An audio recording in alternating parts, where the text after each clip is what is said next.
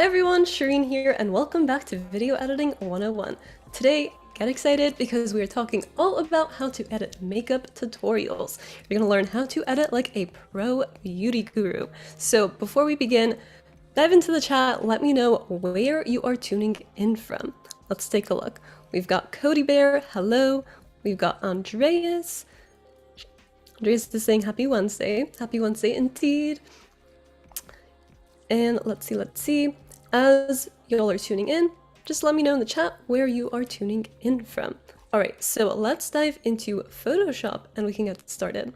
So I don't know if y'all tuned in to the Adobe Max streams, but this really cool feature came out in Photoshop where if you go over to object selection, so right here on the left in your toolbar, if you hover over to this icon right here, it's like the circle, or not the circle, the square that has the outline of a square and like the little mouse cursor icon, that is the selection tool. So you have your object selection tool, quick selection tool, and magic wand tool. So I'm going to choose object selection tool and take a look at this. If I just hover over the object, it'll give me a preview of what it's going to be selecting. How cool is that? Mind blown. This is such a fun feature to me. So now what I can do is just click and it will select that for me. So we'll just give that a sec, and there you go. It's been selected. So now from there, I can make a mask. So if you've never made a mask before, it's super easy. Basically, it's a way to edit non-destructively, meaning if you want to go back and make changes, you can do that. So down here in your layers panel on the bottom right, if you go over to this icon right here, it's the rectangle with a circle in the middle. That one is your mask tool. So I'm going to click that. And now we have made the background transparent. So we've made a mask and all that is showing is the product itself. So this is really cool. And I like doing this for makeup tutorials because then when I save this as the PNG so that it has that transparent background, I can take it into Premiere and then play around with it, add like keyframes to animate it. It'll look just a little bit more elevated than your average video, you know? So that's always fun. So what I'm going to do from here is save this. So I'm going to go to File, Export, Save for Web Legacy. And then you want to make sure that over here, your setting is set to PNG 24. If you export this as a JPEG, for example, let me just show you. It will export out with that white background. You're not going to see the transparency if you export as a JPEG. So you want to make sure that you export as a PNG. And then from here, what you can do is press save and then save it to wherever you want. So since I already saved these, I'm just going to press cancel. But let's go to the next one. So over here, let me just show you another way that you could do this, because as you know, there's like a million ways to do the same thing. Something else that you could do is, again, you can make sure to have either object selection or quick selection, doesn't really matter. Once you have those selected, up here, you'll see this box that says select subject. So if I press this, you'll see automatically it has selected this makeup palette. But let me zoom in a little bit and show you something. So over here on the left, you'll see it's also made a selection around this white area, and we don't want that. We only want the palette. So what I'm going to do now is go over to Quick Selection Tool. And then right now, let me zoom in a little bit more so you can really see. You see how with the Quick Selection Tool, there's a plus in the middle of that circle right now? That means that if I make any sort of selection, it's going to add to our selection. So let me zoom out and I'll show you what I mean. So if I just press up here in this white area, you'll see that top white area has now also been selected, but we don't want that. So I'm going to press Command Z to take us back to our original selection. Something that you can do is press Alt or Option, and you'll see, let me just zoom in again. Take note of that circle. It's going to change from having a plus icon in it to a minus icon. So whenever you are holding Alt or Option while having this quick selection tool selected, that means you are going to take away things from your selection. So let's go over to this left area, and I'm going to make sure to press Option or Alt, bring up that minus sign, and then just click and go all the way down, and we've gotten rid of that white area on the left. So let me just zoom out a little bit more. And by the way, to zoom in and out real quick like that, I'm pressing down Command and then hitting either the plus or minus icon on my keyboard. So now from here, we're going to do the same thing. We are going to make a mask. So again, going over to the layers panel and then down here, hitting this icon.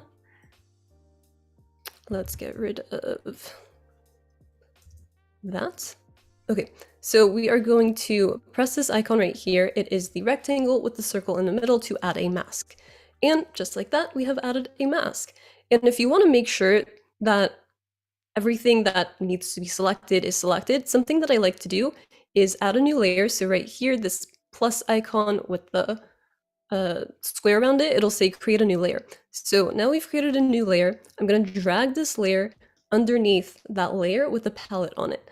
And then I'm going to go over to the paint bucket tool. So right here, it's the one that looks like a paint bucket. And then you can choose whatever color you want to set as a background. Something like black tends to work well for me because I'm looking for a high contrast color so that I can really tell and it's clear to me what has been selected and what has not. So right now I'm seeing that in this area right here, the left of that palette, there's a little piece that's missing. So I want to go back and adjust my mask. So something I can do to adjust it is click on the mask right here. So you see how you have two options. You can either click on the palette itself, or you can click on the mask. So once you click on the mask, this allows you to go in and make changes. So what I'm going to do now is select my brush tool. So right here, it's the one that looks like a brush, and I'm just going to make sure that's selected. So take a look at this. Right now, if I have white enabled, this is going to bring back the areas that we have masked out. We don't want that. At least not for here. And if I have black enabled, and I'm just toggling between X to change between black and white over here on the left. So now if I have black enabled, you're going to see we are getting rid of whatever is shown on screen. So we're going to go back and have white enabled, again, just pressing the X to toggle between those colors. And I'm going to zoom in by pressing Command and the plus sign. So I can really zoom into this area right here. So what I'm going to do is press once right here, and then press Shift, and then press up here, and that's going to make a straight line. So if you're somebody like me and drawing is not really your forte as far as straight lines go, pressing down Shift will save you. It'll make that nice straight line for you. So now we have a little bit of white on the edge, and I don't want that, so we're going to go back and just refine this a little bit more. So now I'm going to toggle back to black by pressing X, and I'm going to lower my brush size a little bit. So I'm going to press Control and Option on my keyboard, and then click with my mouse and just scroll to the left a little bit. So that's to decrease. If I go to the right, it'll increase. And let's just do a small size, maybe something like that. So now I'm going to start up here and then press Shift, click once again, and there we go. We have a nice straight line. So let's zoom out and we'll take a look. And that looks good to me. So now from here to export this out, I'm going to either hide this layer, the visibility, I'm just going to hide it, or you could delete it. Something that I like to do is keep it just in case for whatever reason I want to go back and make adjustments. It's there for me and I could just turn it back on and go in and make my adjustments. Oh, you know what? Speaking of, good thing we did that because I just noticed another area that needs fixing. So let's go down here. You see this little area? Part of the palette is missing. So let's go back to this mask. And what I'm going to do is bring back the white. So just pressing X. And let's just fill this in. All right. Going to zoom back out. So let's go and disable this layer. And from here, again, to export out, you can just go to File, Export. You could do Quick Export as PNG as well. I'm just a little bit old school. I started using Photoshop in middle school, so I just grew up with like the legacy version, you know? So I like doing Save for Web Legacy and just make sure PNG 24 is enabled and press save, and you can save it to wherever you want on your computer or your externals. So I'm gonna press cancel since I already have this one as well. And let's go to this last one. So the object selection tool and select subject are amazing, right? But they're not always perfect, and you need to know how to work around it in case it doesn't select perfectly. So let me show you. If I go back to object selection and I hover over this, let me click once, it's now selected the shadow as well. And I don't necessarily want that. And if you take note of up here, the selection itself is a little bit wonky, right? So let me zoom in and you can really see. Take a look, like up here, it's kind of wonky. We want more of a straight line. So let me zoom out and let me show you something else. So I'm gonna press Command D to get rid of that selection. And let's go to Quick Selection Tool. So now if we go to Quick Selection Tool, I'm going to increase my brush size. So Control and Option, just make this a little bit larger. And let's just make a quick selection. So I'm just gonna hover over this to select it. And then for these top areas, let me try that one more time. For these top areas, I'm going to lower my brush size. So I'm gonna scroll down a little while pressing and holding Control and Option. And then we'll go up here and we'll select this. So this selection is definitely getting us a better selection, but it's still not 100% perfect, right? Like up here at the top, it's a little bit hard to get it. And then like in my scenario right now, it's now selecting the whole top. So something that I like to do for objects like this, where they're a little bit more intricate, is going in with the pen tool. So this will allow you to get a really precise, selection. Popping into the chat real quick, I'm seeing a comment. So Sean is saying, pro tip, Save as Legacy is not as good as the newer one. Interesting. Tell me more. Why? I'm so curious. Let's see. We've also got Robert in the chat. Hello. And let's see. Oh, Andreas is from Germany. How cool. What time is it in Germany right now? Is it late? Is it early? It's like 8 a.m. in LA right now, so I'm super curious. All right, so going back to the pen tool. So to enable the pen tool, you're gonna go over here. It's this icon that looks like the tip of a pen. So I'm going to click and you can see you have all these different options, but we're just gonna stick with pen tool. So from here, what you can do is go in and start adding points. So you can start wherever you want. Let's just start up here. So I'm going to click once and you'll see a point has been added. So now I'm going to go and add another point. And whenever I'm doing circles like this, something that I like to do is go to like the midpoint. So instead of going down here and doing something like that, I like to go to this area instead. Like, what is the math term? Math was not my strong suit. Somebody who's good at math, tune in, chime in, let me know. So I like to go right here, and then we're going to just adjust our mask. And then to get rid of these handles, I'm going to press Option and click right there. So let's go, we'll add another point. And just adjust a little bit. And so right now I'm seeing that this sliver of area is not being selected. So I'm going to press Command D and go back and add another point. Maybe we'll do something like here, just so we can get a more precise selection. So now I'm going to press Option again, just to get rid of those handles, and we'll just keep going. I see we've also got Gus in the chat. Hello. And we've also got Carl. Hello, everyone. And let's see. I saw a comment from Andreas, 5:13 p.m. Okay, cool. So it's not super late. Just wanted to make sure it's not like 2 a.m. or something, you know?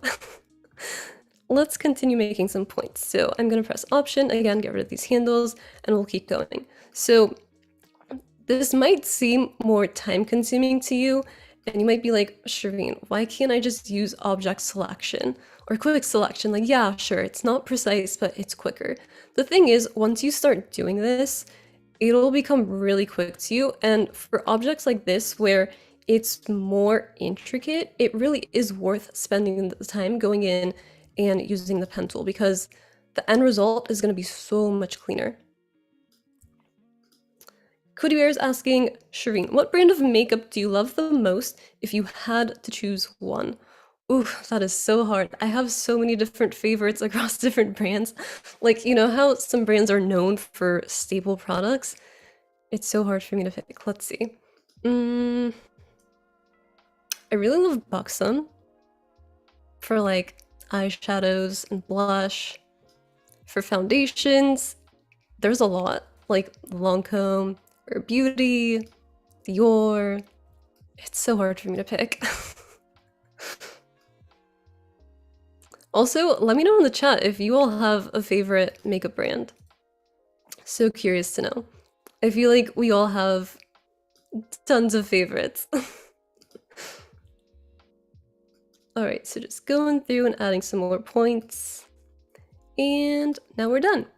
So now that you have selected and made all your points, you can right click, oops, there we go, right click, and then choose make selection. So then I'm just going to leave this as is, press OK, and you'll see our selection is so much cleaner. So from here we can go and press the mask icon once again, and just to make sure that the selection is clean, we're going to go and add a new layer again. So adding this new layer, bringing it below this layer with the product on it, and let's just fill the background with something like black. So now I can really take a look and see if any areas need a little bit of cleaning. So this is me being super finicky, but I'm going to zoom in, and you see how this area right here is looking a little pointy. I'm going to go into the mask and I'm just going to touch that up real quick. So let's go back. We're going to select our brush tool and going to make sure that black is selected over here. So I'm going to press X and let's just do a little swipey swipe. All right, and it's as easy as that. Let me just zoom out a little bit. Okay, no, it's still looking a little pointy, huh? Let's clean that up a little bit more. And again, this is just like going back and forth, fine-tuning things until you are happy with the result. So let's just keep doing that. And by the way, I do have my brush feathered out right now. So you'll see the hardness is set to 48%, meaning when I'm getting rid of things, like, let me just make it really clear. So you see how right now this area, there's like kind of a gradient going from where I deleted it to the product. If I have my hardness set all the way to 100 and I do the same thing, it's a much cleaner area. Like you don't have that sort of fade out going on. So I like to have it feathered when I'm cleaning up edges. It just, for me, looks more natural than if I was to go in with a really hard edge. So like, take a look. If I keep it on 100 right now and I just go along the edge, you see how it's kind of like wonky? I don't like that. So I'm gonna press Command Z and let's zoom out a little bit. And you know, this looks good enough to me. So just gonna get rid of this layer, just gonna turn it off, or if you wanted to, delete it. So it's trash can icon, we'll get rid of it. We'll press yes, delete, and then you can go and export out. So you can do File, Export, Quick Export as PNG, Save for Web. Which, by the way, did we find out why the legacy menu is not as great? I'm so curious. I see we've also got RB in the chat. Hello, we've got Andre. So good to see everyone. Let's see. Sean is saying spacing must be set to 25%. Good tip.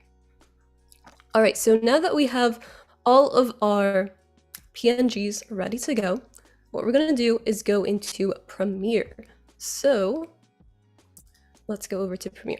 So in Premiere, you'll see I have some video clips, and what we want to do is add those PNGs to these video clips. So right now, you'll see we have this clip of placing on eyeshadow, then we have foundation, and then we have blush.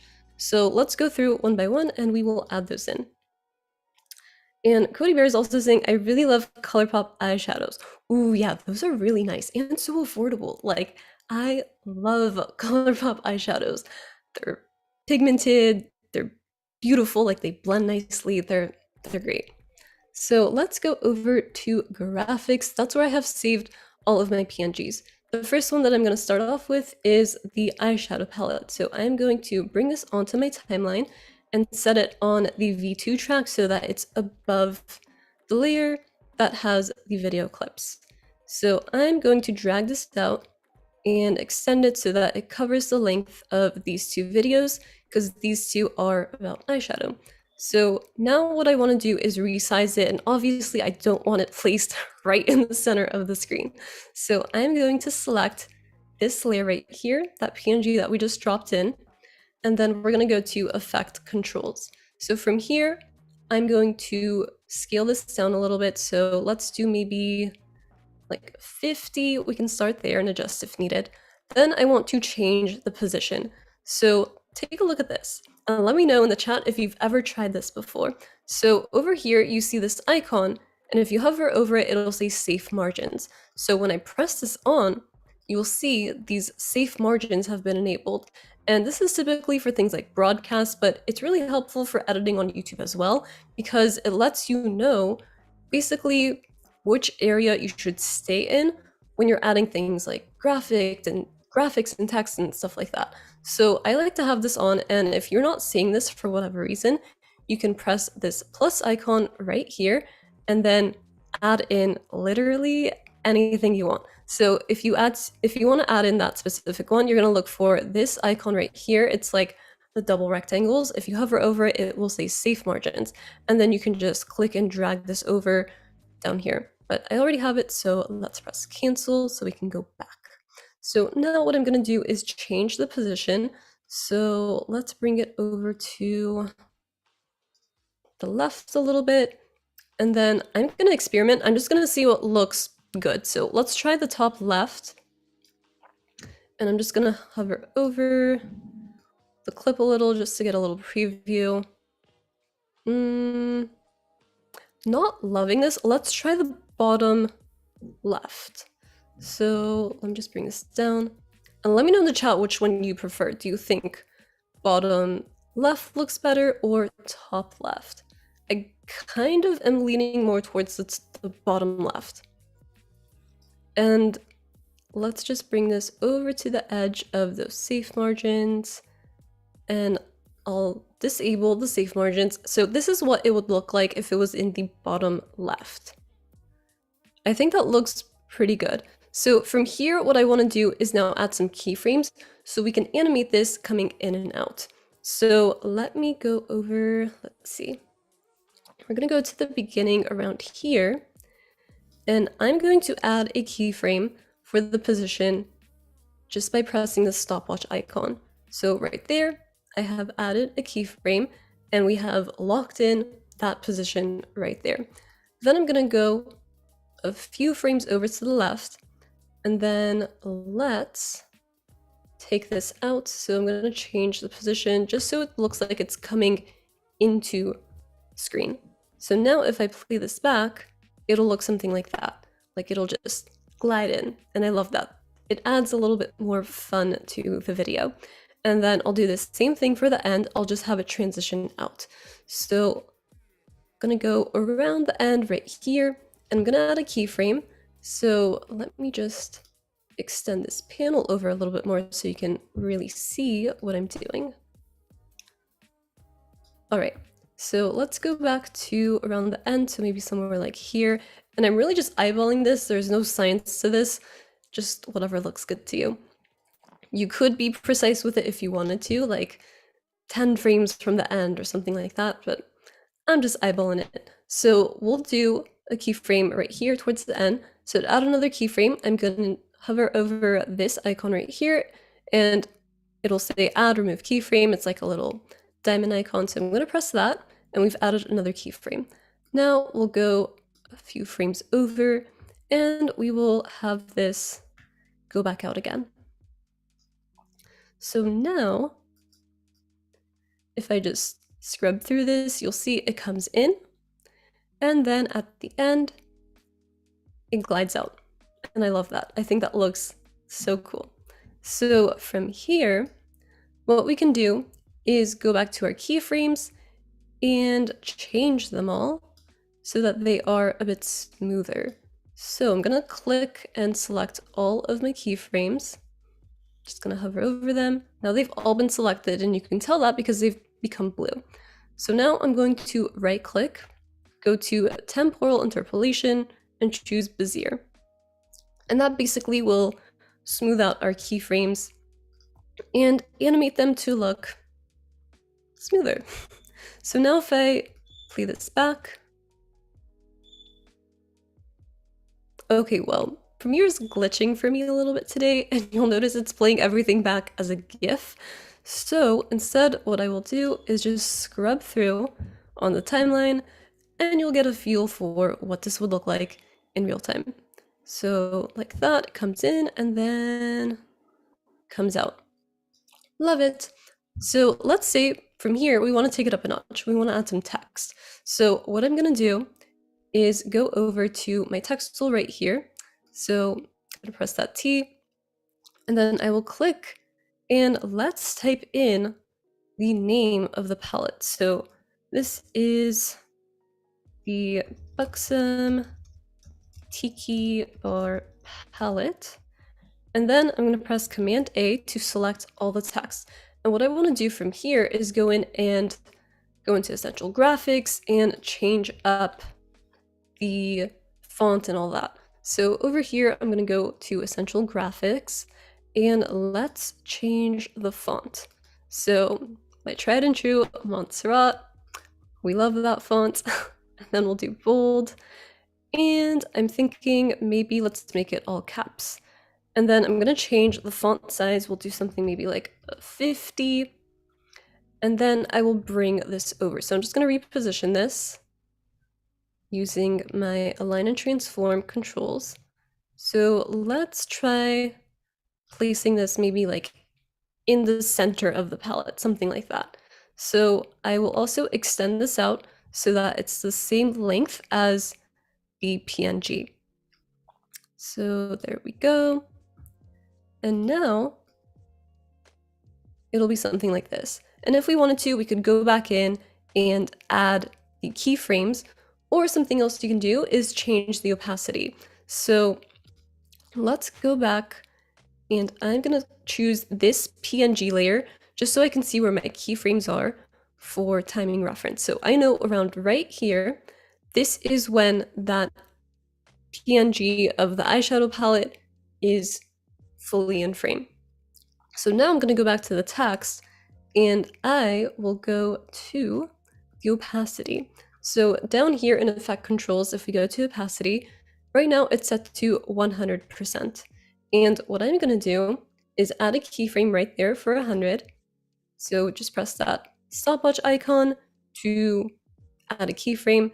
And then I'm going to use the arrow key, the left arrow key on my keyboard, to tab back like 5 frames. So I did 1, 2, 3, 4, 5, something like that. And then I'm going to change the opacity to 0%. And now if I just scrub through, you'll see that text fades in. So that's something you can do if you don't want to have it animate in with the palette, like sliding in, you know what I mean? So let's go to the end now and we'll do the same thing. So I'm gonna go back to this palette PNG, go to this keyframe right here where I know this is the frame where it's fully in and then it starts to go out. So now we're gonna go back to the text, and I will add another keyframe for opacity at 100%. And then using the right arrow key on my keyboard. Now I'm going to tab forward 5 frames. So 1, 2, 3, 4, 5. And then let's change the opacity to 0%. So now, if I go back to the beginning, let me just scrub through. It comes in, the fade text in, and then the palette will slide out and the text will disappear. And I think that looks really nice and clean. So now we can go over to the next one. In the chat, Sean is asking, do you use Adobe Color to help choose a color palette? I personally don't. I like to stick to black and white when I'm using text and graphics. For me, that just makes it easier and more cohesive. And those are like my favorite colors. I love the combination of black and white. You can use a color palette if you want though. And for some videos, I do like using the colors that are shown in the actual video. So like, let's go back to this one, for example. You see how the palette is pink? Something I could do is go back to the text. So we'll go into Essential Graphics, make sure that that text is selected, and let's go to the background. So I'm going to enable a background, and then let's choose the color picker, and I'm going to use this eyedropper tool to select that pink from the palette. And then I'll press OK. Now I'm going to change the opacity to 100%. I just tend to prefer that. In my opinion, it makes it easier to read.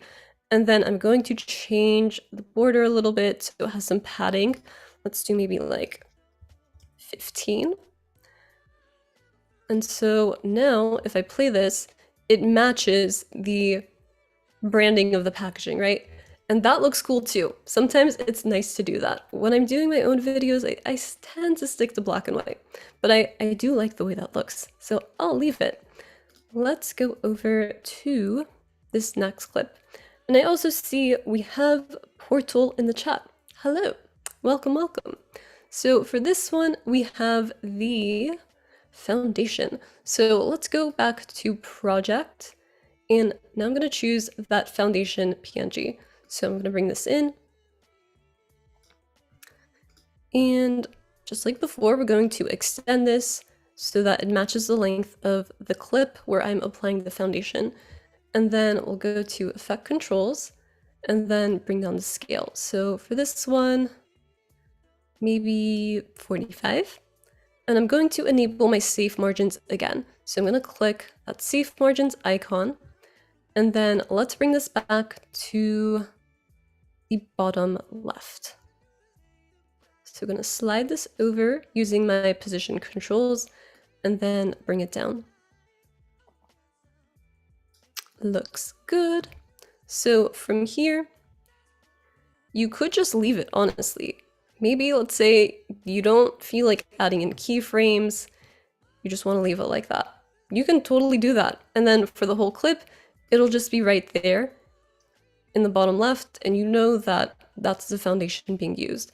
And to make it more clear what foundation is being used, you can go in like before and add some text. So let's say in this example, I want to tell you what the shade that I'm using is. So I'm going to make sure my type tool is selected and then press into the program monitor right here to enable that. And then I will type in my shade. So for this one, I think it's 110N. I don't know, let's just go with that. I'm pretty sure that's it. So let's say for this one, we want to match the branding of the product itself. So in this case, it works out for me because it's like black and white. So I'm going to use the eyedropper tool if I wanted to select this black, or of course I could just scrub up and choose black. You could also choose the foundation color if you wanted to, but let me show you. So since I'm doing like a white, I feel like I would prefer a little bit more contrast. I feel like black just has more contrast and is a little easier to read. But this could also work to really showcase the shade of the foundation. Again, it's really just personal preference at this point. So let's try black. So I'm going to go back to background and let's change this to a black. I like that. it's much more punchy, so we're going to leave it like that, and then we're going to go back to our align and transform tools and change the position. So I'm going to bring this over a little bit, and maybe I'll bring it down. Let's take a look at that. So I don't really love how it's at the bottom, so I'm going to bring it back up a little bit. Maybe I'll do something like this, kind of towards the middle of the product, because if you're looking at the product itself, the main part of it is right here where it has the name of the product. So to keep your eye along that same area, I'm going to make sure that this shade color is around the same area as well. So that looks good to me, and we can leave that as is. But of course, I do want to extend this out so that it matches the full length of this clip. So I'm going to go over to the left right there, just extend it out, and extend it out to the right, and boom, good to go. So now let's go over to this last one, the blush. So we're going to go back to the project panel, and let's bring in the blush. And then I will extend this out. Make sure to choose this clip to select it, and then go over to Effect Controls. So from here, let's scale this down. And we'll do maybe like 15. Each product, by the way, will be different depending on the size of the actual photo itself. So in this case, since this product was larger to begin with, when I go to scale this down, I'm taking it all the way down to 15 and not something like 50. So just keep that in mind when you're editing. Not everything will be scaled down to the same size. So let me go back and enable safe margins again, just so I know where to place this. And we will change the position again. So gonna go and bring it over to the left and then down. All right, and then let's get rid of these safe margins. So now what I can do is, just like before, go in and add some more text. So let me just do that real quick. So for this one, we will say buxom wanderlust blush. And then let's see, for this one, I want to add the shade as well. So I'm going to press Enter to take me to a new line, and then I'm going to add the shade. So Mykonos. And then what I like to do is change the font size. So you could do either this top line or the bottom line. What I like to do is go in and take the bottom line, and I will change the font size to something smaller. So for this one, let's just try 30 and see how that looks. So now, to me, that looks a little bit cleaner. It's not overwhelming. It's not like all big text looking at you in the face. There's a little bit of variance to it. If you go back to like graphic design, you know, like it plays into that whole thing. So what I'm gonna do now is just change the position a little bit, just so it's hugging that product a little bit more. And I'm going to make sure that it's placed in the center of that product. And so let's bring this over and extend it out so it matches the full length of our clip. And so if I just scrub through, you'll see it'll look like that. And for this one, let's say we do want to change the background color, because to me, quite honestly, the black doesn't really match the blush in this case. So let's change it to a pink. I'm going to click this color right here, bring up the eyedropper tool, select it, choose that pink, and then press OK. And now we have a nice cohesive looking graphic going on. So the next thing that's really important when you're editing makeup tutorials is your coloring. You want to make sure that the colors are true to color, especially for something like makeup, right?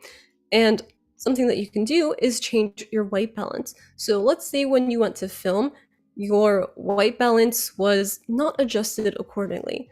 That's okay. It happens to the best of us. Premiere will let you fix that. So let's bring up a clip. Let me just zoom out on my timeline a little bit. Let's see. Let's choose this, for example. So I'm going to press Option and copy this over. So now we have this clip, right? And at first glance, it looks pretty fine, but it has a hint of green to it, right? Like in the whites back here, it's kind of shifting a little green. So I'm gonna go over to Lumetri Color, and within white balance, you'll see you have this line that says white balance selector or WB selector, and then it has this eyedropper icon. So I'm gonna select the eyedropper, and you wanna choose an area within your frame that is supposed to be white. And I know in my case, my background was white. So I'm gonna click, and you'll see, let me just do that one more time. Okay, there we go. So now it has adjusted our colors, and now it's true to how it was. Like, you know, if you see this in real life, this is how it would have looked. And you'll notice that the temperature and tint have been adjusted. So the temperature was made a little bit cooler. It was set to -7, and then the tint was a bit more magenta, and that was set to 7.3. So if I turn this off, you'll see it goes from a little bit more green-based to now true white. And if you want to toggle back and forth between your color settings, you can just press this FX icon up here, and it'll toggle it on and off. So that's a really cool way to be able to visually see what the color adjustments you're making are. I love doing this all the time. So that looks good. Let's do another clip. So let's say we want to change this one. I'm going to press Option, bring this over one more time. And let's do the same thing. I'm gonna go to the white balance, choose the eyedropper tool, click back here. Y'all, my Premiere is glitching today. There we go. So now it has adjusted the temperature and the tint, and now these are our true colors. So definitely keep this in mind when you are filming. And I know in some scenarios, depending on lighting, like your lighting might change or your white balance might change. So go into your white balance right there, and you can easily make those color changes.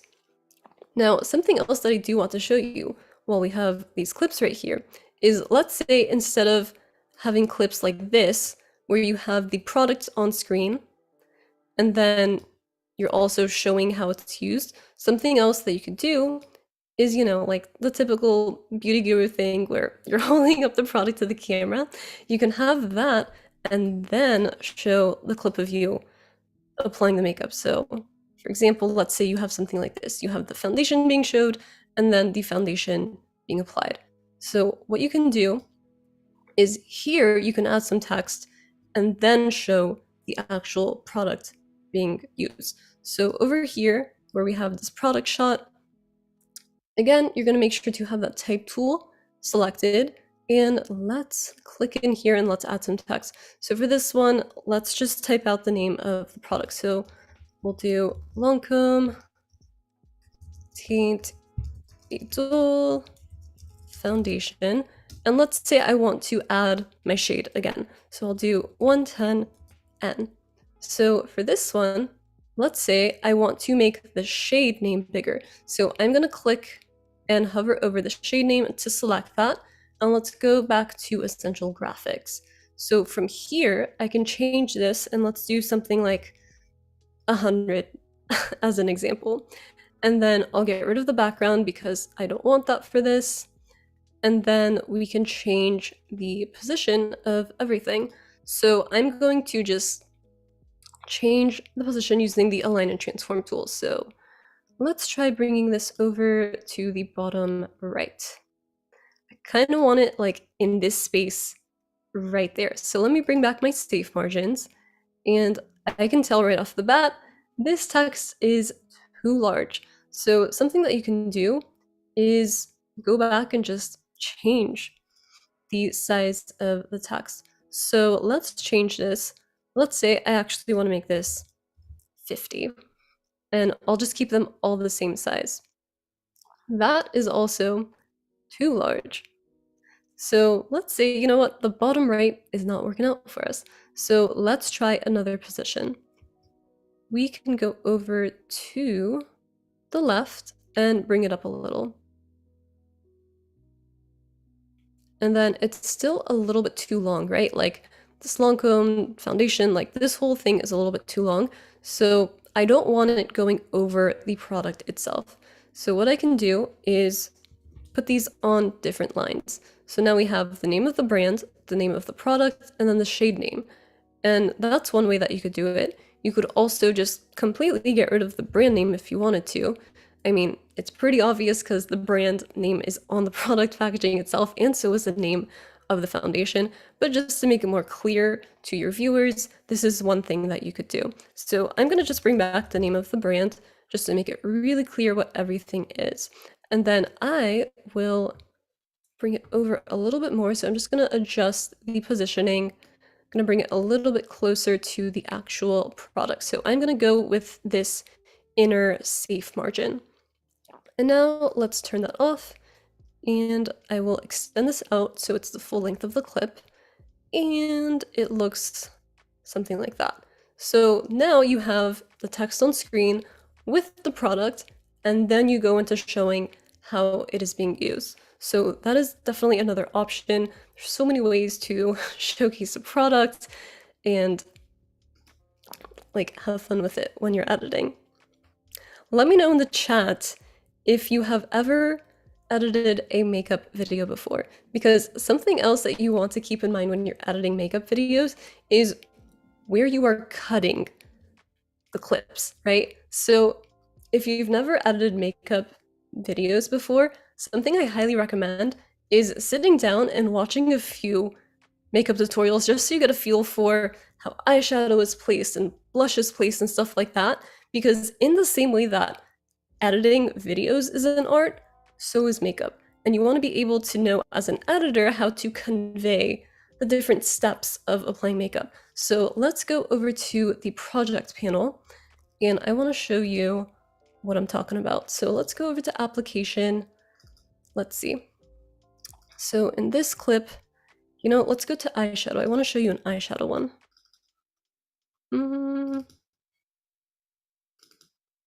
All right, so for this one, you'll see I have already set in and out points for the area that I want used. So in this case, this one, I am smudging out this black shadow.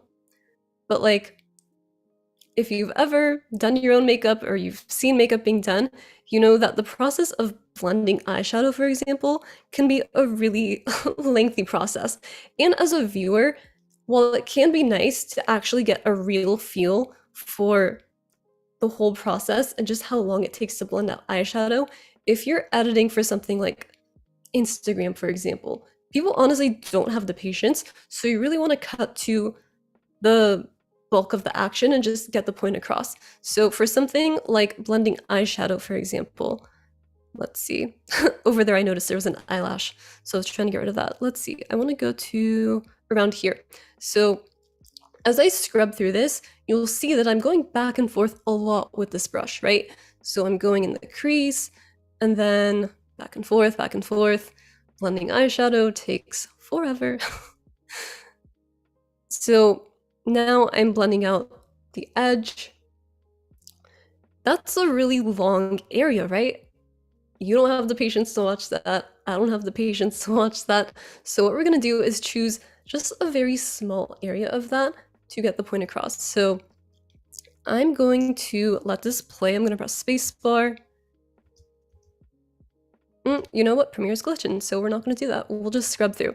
So around somewhere like here, I know that I'm beginning to blend out the eyeshadow, and I'm spending a lot of time just right on that outer corner. So like, I think like 5 times or something, I'm going in and just blending that out. Let's just do 1 or 2 times. So I'm gonna press an in point right there. So to do that, I'm gonna press I to make an in point on my keyboard, or like in the program monitor. And then I'm going to scrub forward a little bit. And right there, that's all I want, just going in once and then going out once. And then I will press O to set an out point. And now let me just bring this over to the timeline so we can see what that's looking like. So to do that, I'm gonna press this film strip icon, let's drag in the video. And let's just play through that real quick by scrubbing over it. And boom, there you go, that's all you need. Like, gets the point across, we are blending the eyeshadow. you can move on to the next step in your makeup routine. In the chat, Cody Bear is saying, I've done makeup videos before. And Sean is saying, I prefer the apply makeup neural filter for my selfies. I wish that was a thing for video.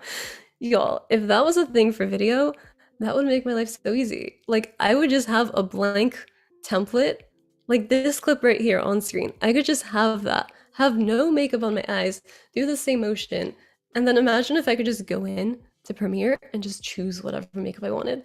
That would make my life so much easier. I wish. Cody was saying, step 1, add neural filter. Step 2, you're done. Yes, I wish. Can we bring Photoshop into Premiere? I'm very down for that. That would be really cool. All right, so let's go to another area. So let's go to applying blush. So I think this clip, yeah. So you'll see I have set my in and out points already, but let's go back and let's say we want to modify this. So let's watch this from the beginning. Right here, I'm swiping to apply the blush.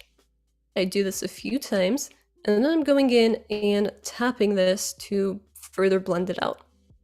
So something that you could do is make this even shorter. So let's say instead of watching me swipe this on 1,000,001 times, let's just do it once. So I'm gonna start here where I'm beginning the motion, and then we're gonna go right there.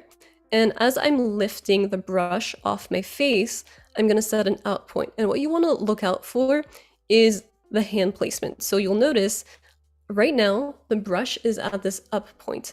And if I just scrub forward a few more frames, my hand starts to go down.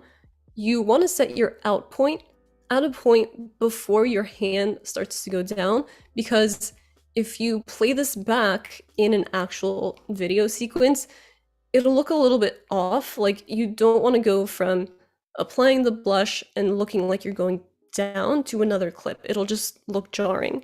So let's go back and let's choose this highest point where the brush is lifting off my face before I start bringing it down. So something like around here. So I'll press O to set an out point, and let's bring this in. What? Oh my gosh, Sean is saying you can use neural filters on video. It was shown at max. How did I miss that? Which session showed that? I need to go and check that out. That is so cool. How do you access that? Can we try that right now? Do we have time? That is so cool. Okay. Let's see. Import video as frames. Apply filters. Done. It takes forever. Okay. We don't have time for it today. I will definitely be trying that out though. That is cool. That is so fun. Okay. So let's take a look at this, and you'll see, boom, apply blush, good to go. And we're not having my hand come back down, so definitely make sure to take note of something like that. Now, let's say you wanted to go through and you're happy with this sequence. You want to cut this for social. So you know what, let me just do these 2 clips as an example. So I'm going to press Command Copy to copy these over. Let's go over here. Select all these clips, delete them. I'm just going to bring over those 2 clips just so real quick you can see auto reframe. So what you can do from here is, let's say this is your whole video. Yes, it's 5 seconds. We're going to pretend this is a whole video. What you can do is go over to your sequence, right click, press auto reframe sequence. And then from here, you're going to change your target aspect ratio. And you have all these different options. So you can do square, vertical 4:5, vertical 9:16, whatever you want. Let's say we want to do an Instagram story for this. I'll change this to vertical 9:16. I'll leave everything else as is, and then I will press create. And now it has created this vertical aspect ratio for us, and we can go in and reposition the clips if we wanted to by using our effect controls. So down here, you can just use the auto reframe settings to switch that up. But if I just scrub through this real quick, you'll see it's given us like a nice vertical video. So let's say for this one, I want to go back and change it. I'll just change the offset so it focuses more on where I'm applying the blush. And you can do the same thing for this one, just change the offset. to this eye where I'm applying the shadow, and you're good to go. Sean is saying I'm smart and stuff. Yes, you are. Indeed, you are. So that is basically editing makeup tutorials in a nutshell. Hope you found this helpful. Thank you so much for tuning in. Make sure to stay tuned because up next is the Photoshop Daily Creative Challenge. Thank you all so much for watching, and I'll see you next time. Bye!